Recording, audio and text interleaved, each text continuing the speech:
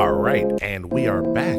All right, and we are back. All right, and we are back. All right, and we are back. All right, and we are back.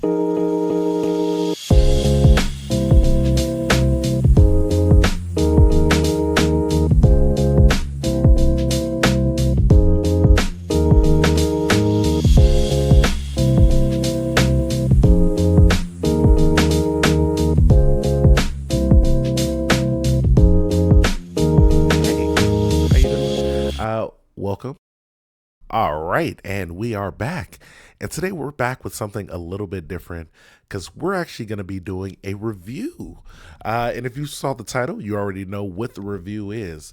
But guys, I want to make sure you guys know this was not my fault. I didn't actually want to do this per se, but I was convinced by my good friend and podcast partner, Samir Shogun, who should be right over here.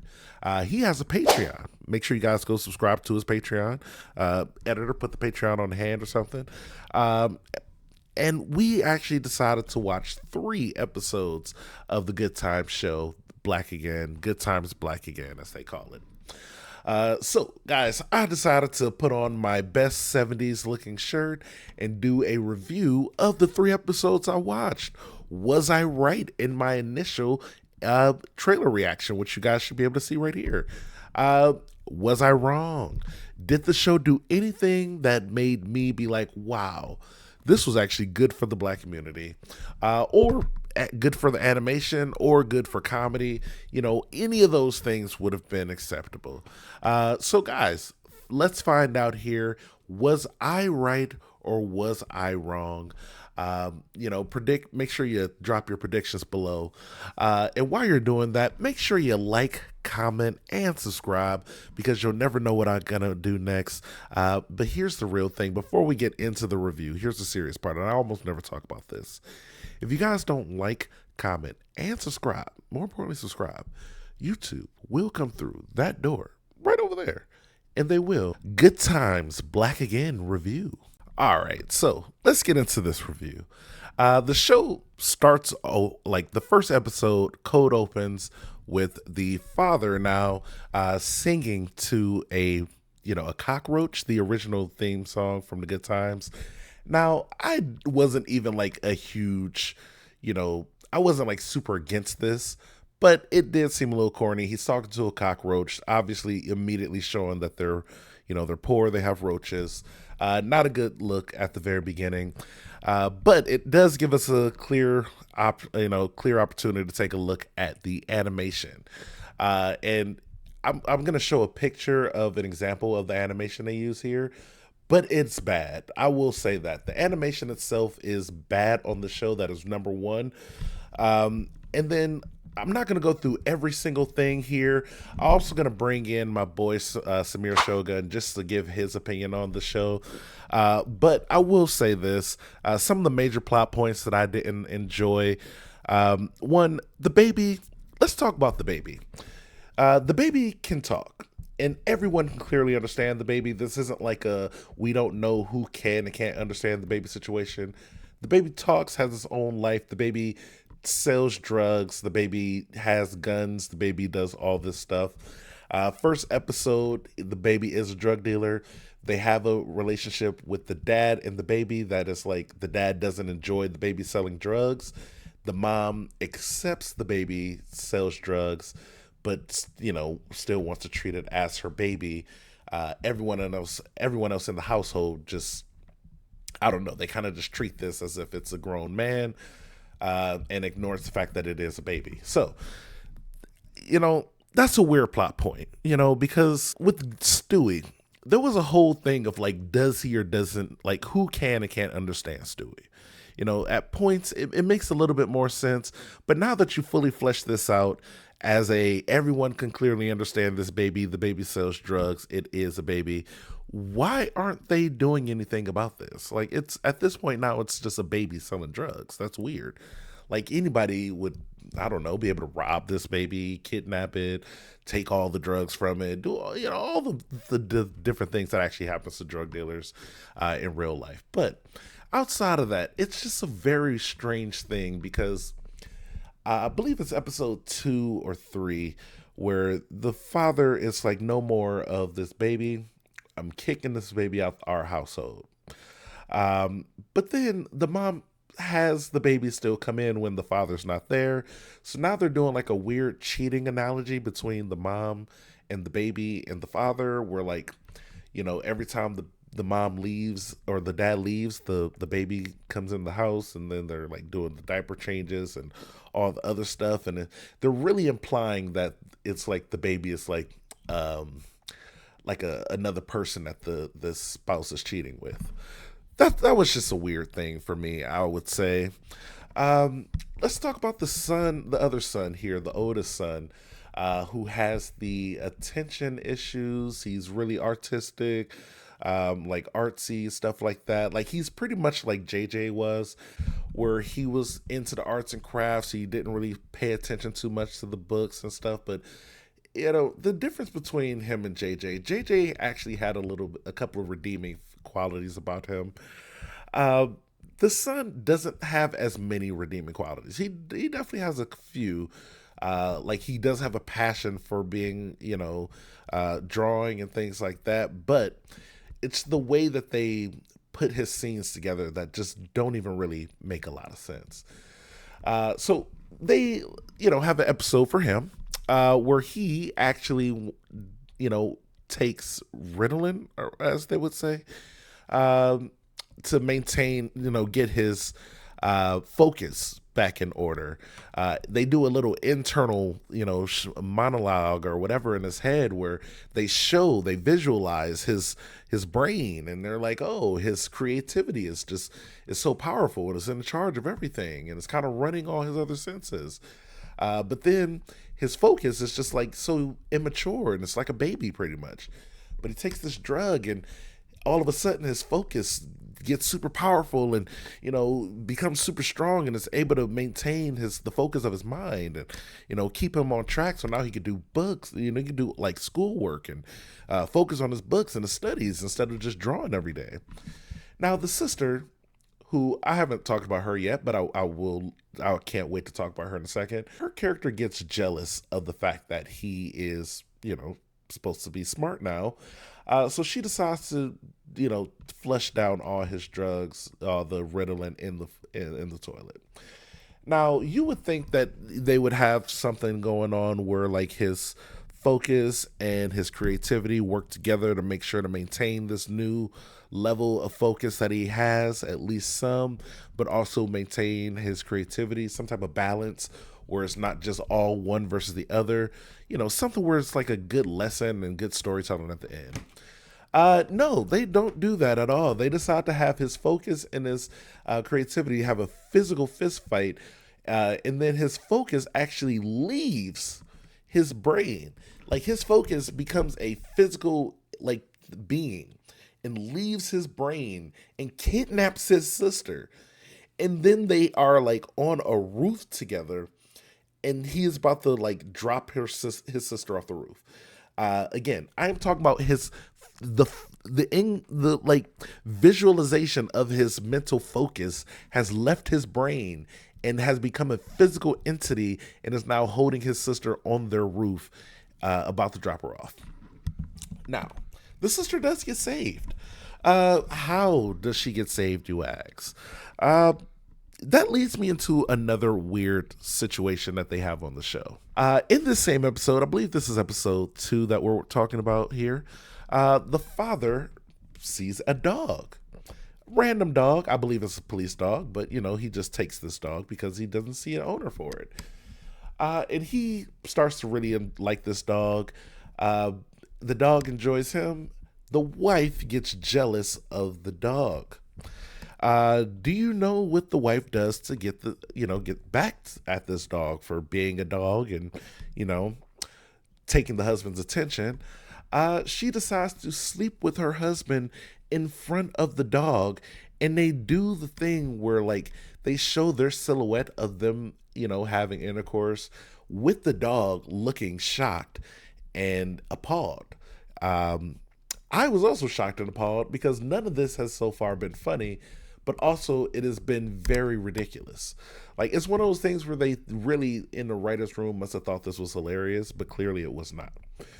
So after they're done, they open up their bedroom door again. The dog walks out, sad and, kind of, whimpering because it's kind of traumatized now. But then this dog, comes back, and it's like at the very end, they're all on the roof. The dog sacrifices itself to push off this the incarnation of Focus from the older son, and then saves the daughter, kicks the Focus monster off the roof. It also falls down, but then the daughter's saved. So you know how little sense that makes? That's pretty much how the show goes. Everything I just said, how like none of it truly made too much sense. That's pretty much how the show went. Now I'm gonna let my guy Samir Shogun here give his his review of the the story here, but also I'm gonna come back and talk about one of the more ridiculous aspects of the show, and that is the fact that they don't know how to actually do writing. Hello everyone, I'm Simir Shogun of the YouTube channel Simir Shogun, which you can go subscribe to right here. I'm sure Devon's gonna put something on the screen for me, but I'm here to tell you about the Good Time show that we watched for my Patreon, which you can go to, which I hope Devon will also put on the screen for me because I need those $5 really bad. But that show was so ass. I'm talking about from the storytelling to the character design. Don't even get me started on Gray. That shit sends back by, you thought King Batch did us wrong? That sends back by like at least 1,000 years for sure. Like, I felt the chains re-emerge on my skin. It was absurd. To the kind of low-key racist rhetoric they used in this show. I mean, some of it was true, I ain't gonna lie. But why is the baby a drug dealer? I know Devon probably already went in on that, but why is the baby selling crack? It's like they wanted to do that Stewie Griffin joke where there was a baby that does this outrageous thing, but no one pays attention to it, but all the characters acknowledge it, and the baby can talk, and everyone can hear the baby. So like that joke kind of goes out the window. It's like you have Roger, but it's not an alien, so it's not like this like, oh, it's a funny thing that's doing something that's not normally supposed to do. It's just a baby selling crack. That's the entire character. And it talks fools. Like it probably would have been cool if the baby was like goo goo gaga crack, but it doesn't do that. It just speaks in a grown man's voice. It's like that one character from Trolls, a little shining little glitter ball character. It's like that whole joke, but without Kenan Thompson. It was awful. We watched 3 episodes. The first episode was so misguided. The first episode had little to no structure. It was just story after story after story, and none of them paid off anyway. The mom went to be like in this, I guess, club to get a award for a nice house or a nice family. I don't know. The little brother was running from, the baby brother was running from the baby and 2 other babies because their name had the baby in it because of rappers.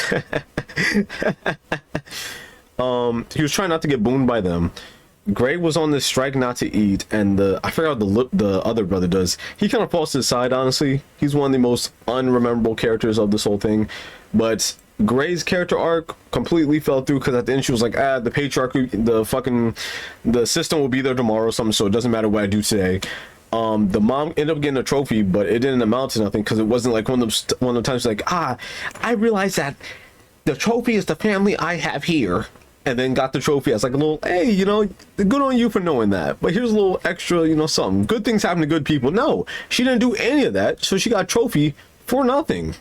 She got rewarded for bullshit. I'm pretty sure that dad, his whole thing was like he's trying to get money for the family. But again, that had no payoff in the end because he didn't get the money. So, and he didn't really learn a life lesson for real. I think that's the biggest issue with this show is that no one learns a life lesson. Everyone continuously resets to like where they started in the episode in that same episode. It's not the same thing as like status quo where you always have to reach back and like, Peter always have to kick Meg in the ass and like run that circle. No, it's like this character is about to learn something and then they completely either don't achieve a full end to their story arc or they completely reset at the end. And like in the first episode, Junior had this. I'm pretty sure that was Junior. I don't remember their names. The one with the dreads, the one that looks like a bootleg Miles, the one that looked like bootleg me.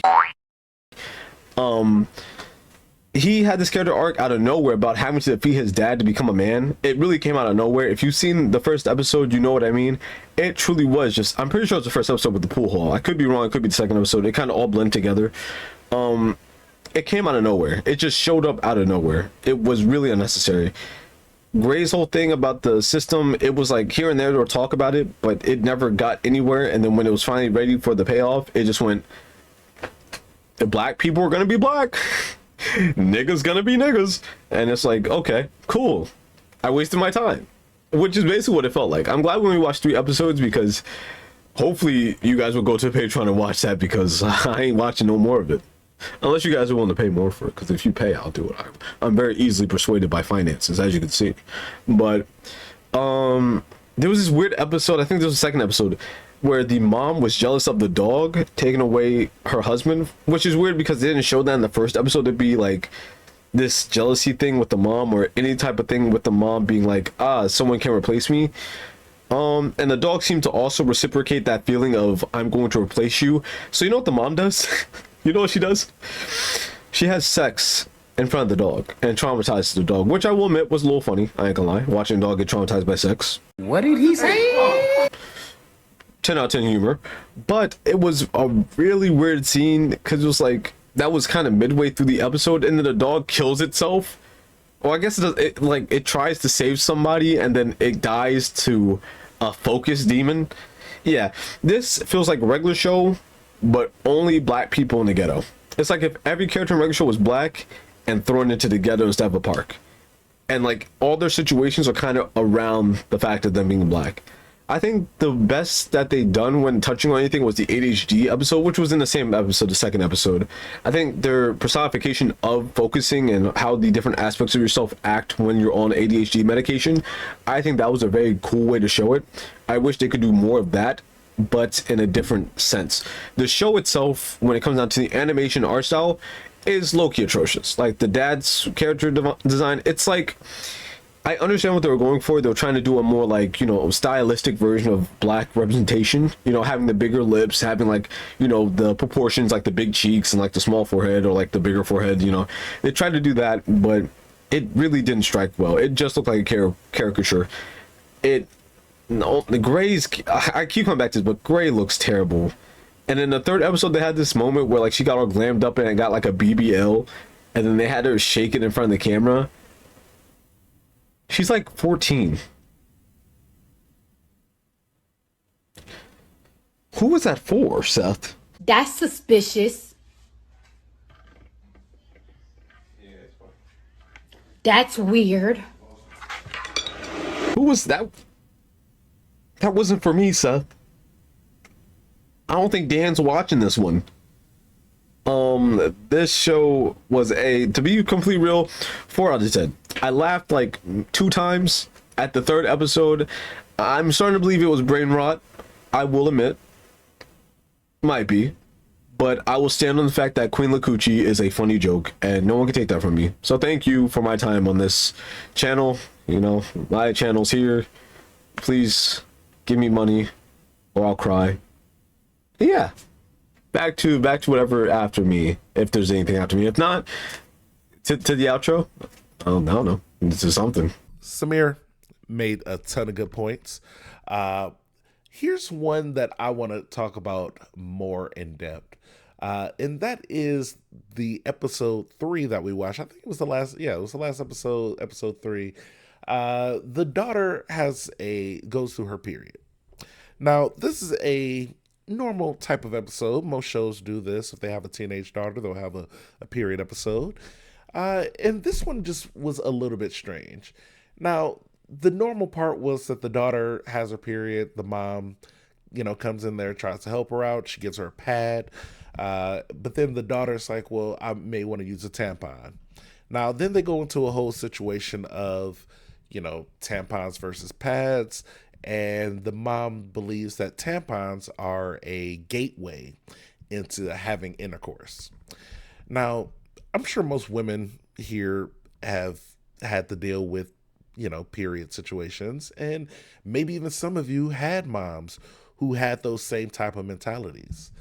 Uh, Now, this episode is not how you deal with something like that. In this episode, the mom and the daughter both go into a bathroom and they see the two options. You can either buy the pads or the tampons at this inside the bathroom stall or inside the bathroom here. The daughter goes to grab a tampon, and as she's getting it, the mom and daughter are fighting over it. For some reason, they both get knocked out or something, or the daughter gets knocked unconscious.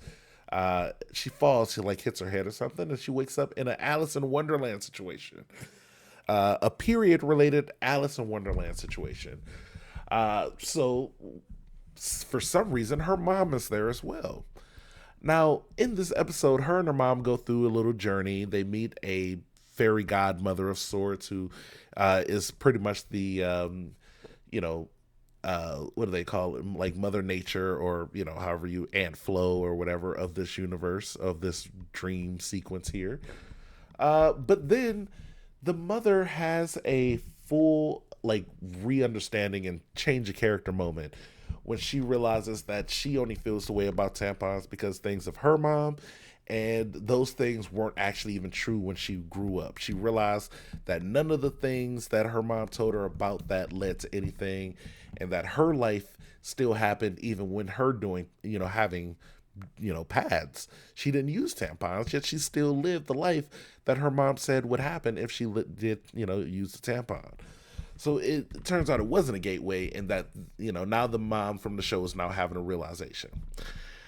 Now, this would be a good moment, except the fact that the daughter wakes up at the very end and all of this is a dream. The mom never got knocked unconscious. The mom never had a change of heart or a realization of her actions. But at the end of the episode, they still treat it as if she did. Now the mom is fully on board with whatever the daughter wants to do. Now, here's the weird thing. The daughter now wants to do neither one of those things. She wants to just be free, not wear any type of padding at all or anything, which, you know, I guess shout outs to you. I mean, I don't really know. It seems like it might be a little bit messy, but you know what? That's not for me to judge. But what is weird is that she goes outside in front of a random group of teenagers, or two random teenagers who no involvement in the show whatsoever. They are just two random kids playing basketball. And she decides to squirt a bunch of blood right in front of them as they're playing basketball, and they look disgusted, which I would assume most people would be if you were just playing a random game of basketball and then somebody just kind of ran up towards you and then just, you know, started ejecting a bunch of blood. It would be kind of crazy. I'll be honest. It would be crazy. Oh my God, what is that? Oh my God, what is that? And then they just leave. And then that's kind of just like the episode just kind of ends. And I'm just like, what the hell? What did I just watch? Where's the lesson in any of these episodes? Like, at what point do they ever have any type of real lesson? The son, at the end of the first episode, the baby's still selling drugs. At the end of the second episode, the son still has no focus. At the end of the third episode, the mom never learns a lesson, and the daughter is, I feel like, I don't know, I'm more confused about the whole situation at the end. Like, none of these have, like, fully structured writing or anything. Like, they're just making jokes to make jokes. The jokes are, like, all about race and not in the best way. Like, the daughter, you clearly understand they're trying to be like Huey or something from the Boondocks, but she's not. She's really not. Like, they want to make her seem smart, but then they make her have actions where it's like, okay, if you're for the black community, why don't you ever go against your brother selling drugs? Why are you, like, pretty much on board with your baby brother selling drugs in your community, yet you're complaining about people bringing drugs into the community? Like, your brother is actively selling the drugs. Maybe do something about him first.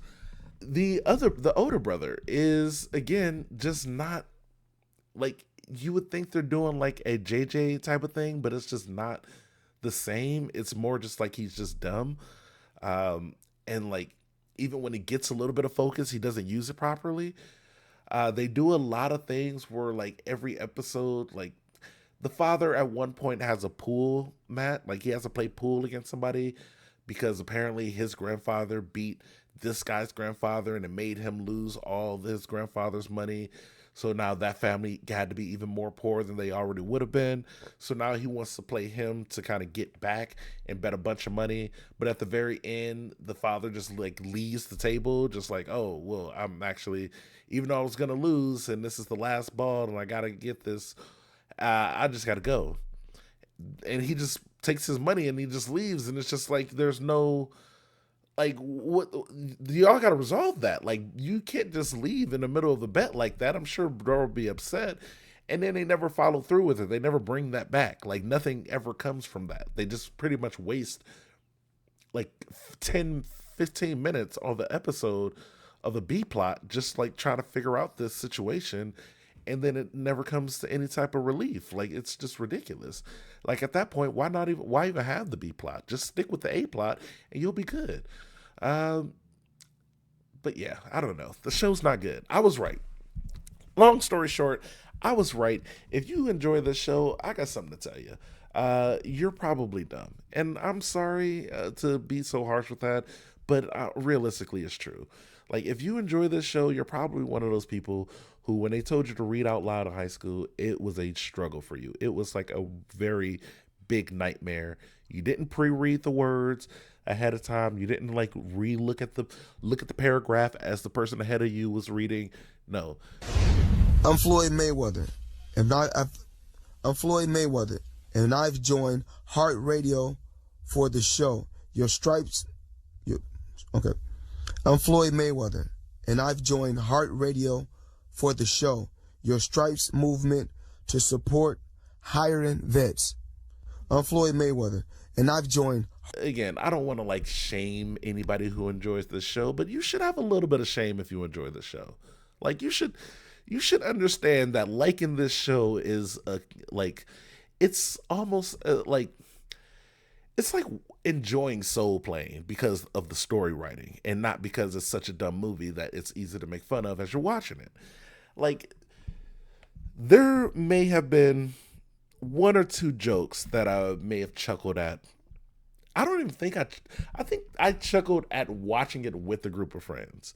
Like, if you want to watch this show as a, especially as a black person, like white people, I wouldn't recommend you guys watch this show either. Asians, don't watch it. Nobody of any race should be watching this show. But if you are watching the show and you do so happen to be black, make sure you watch this with a group of other black people who, have a little bit of education and self-worth to themselves. People who just like actually care about, like the things that they see sometimes and like can understand writing, can understand things, because it's so easy to make fun of. Like, even if you just want to make fun of the animation, guys, look at this. Look at this animation. This is horrible. This is some bullshit animation. Like, you can just look at whatever weird angle they're trying to do here and be like, oh my God, this kind of sucks. Like, he's like on top of the chair. Like, that's weird. It looks photocopied or photoshopped or something. So yeah, I mean, that's just one example of the many, many things you can make fun of from this show. The bad references, outdated jokes, just the super corny stuff that they do, the bad writing, the acting is probably the best part about it. But honestly, like, I'm honestly surprised that I'm surprised they even have a black cast in this one. The fact that they could find multiple black people to read this script and agree to be on here, insane work. Like, come on. I stand by literally every single thing I said in my initial trailer reaction, and I want to add in more to it, but I don't want to get canceled completely off of YouTube, because I truly think if anybody who commented on the previous video and was like, oh no, that show is actually good, I'm sorry, but like, I don't want to say be too harsh here, but like, read a book or two. Like, I don't even know. Like, it don't have to be like a complicated book. It could be like a regular, simple book. You know, I can go read Jurassic Park. I don't know. Go on Etsy and buy a book. Go on Amazon and just buy any random book. Read the full thing. Read, I don't know, Forged by Fire from, you know, as the book from when I was a kid or something. Read Monster. Read freaking Lord of the Rings, Jurassic Park. I don't know. Rewatch the Boondocks if you really want a show that's like similar to this but actually good. Only rewatch the first like 2-3 seasons. You know, if you really want a show that's actually like a decent black show that's animated, don't watch this. I don't know what to tell you. This is like, they put more effort into freaking the Cleveland show than this. Like, they put, all of these characters are just like knockoff versions of other characters from other show, but made worse. So I don't know what to say. Like, they didn't do a good job of even improving on the characters that they're like kind of copying off of. Like, this baby is just Rollo from the Cleveland show, but worse. Like, this daughter is just like Huey from the Boondocks, but worse. This son is just JJ from the Good Times, but worse. This dad is just, I don't even know, probably like Peter Griffin, but black. I don't even know. The mom is like every mom from all those sitcoms, but worse, because she's like active in all the bullshit. And most times, like, the moms from these shows are kind of like, you know, they kind of, at least for the first season or two, stay a little bit more neutral and grounded, because you do need a more neutral and grounded character. But like, the most neutral and grounded character is the daughter, and she does random wild stuff, and it's not even like, oh, random and wild and entertaining. Like, no, this is all like every one of them does very dumb stuff. It's not good. It's really like one of the dumbest shows I've ever seen. Out of between the 3 episodes, one of them may have had a joke that made more than one person laugh. Between the 3 episodes, yeah, there's probably like 2 minutes of funniness, of actual comedy. The rest of it is just ignorance and ridiculousness. If you enjoy this show, you're probably somebody who, you know, enjoys one, you know, drawings of thick black women in animation, because most of all the pretty much every black woman on the show is like drawn to be super voluptuous and everything like that. So I mean, bro, get on the internet. There's sites for that. If you are one have some prejudice to you and you just want to watch a show that like shows a bunch of prejudice that may or may not, like, you know, go with your own and follow that same line of thinking, or if you are just, you know, very uneducated and ignorant, and, you know, maybe you're black, maybe you're white, maybe you're anything, but like, I don't know, like, I can't imagine a person who's not super ignorant enjoying the show. Like, or unless you just really enjoy the cringe of it. You're just one of those people, that's the last option, if you're just one of those people who enjoy the cringe of the show. Like, I didn't enjoy myself watching the show. I enjoyed spending time with some friends, watching the show, making fun of it together as a group, and we watched it online. We all, you know, we all watched it from the comforts of our own individual homes and laughed and laughed and laughed. But if you're not doing that, then, you know, I don't know what to tell you, bro. Again, if you actually enjoy this show, I don't know what to tell you. Again, read a book. There's going to be some recommendations here. But yeah, guys, with that being said, I think this review is just about done, guys. As always, I do want to, you know, thank anybody who did like, comment, and subscribe from the previous video. But again, if you did comment that you enjoyed The Good Times and you think I should have watched it to give it a chance, I did. And if I was right, I don't know what to tell you guys. I was right. I'm always going to be right about stuff like this, guys. This is dumb stuff. I'm generally right about this. So, yeah, guys. I'm right. Those people were wrong. And, yeah. With that being said, guys, as always, if you made it this far, I do want to say thank you. I love you.